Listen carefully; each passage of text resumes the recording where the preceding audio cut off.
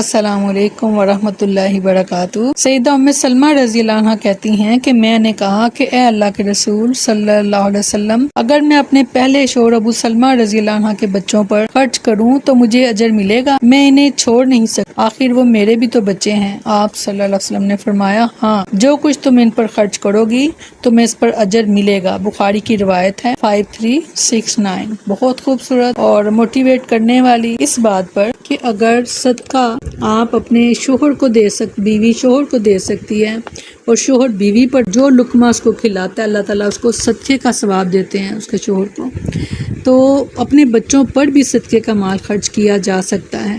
تو جب اس طرح کا مال آپ اپنے مال میں سے علیحدہ کریں تو سب سے پہلے آپ اپنے ارد گرد جو ہے وہ دیکھیں کہ کہیں آپ کے اپنے ہی گھر میں تو کوئی ضرورت مند نہیں ہے، تو کوشش کریں کہ سب سے پہلے آپ اپنے گھر والوں کا حق ہے ہم پر، پہلے آپ ان کی طرف دیکھیں۔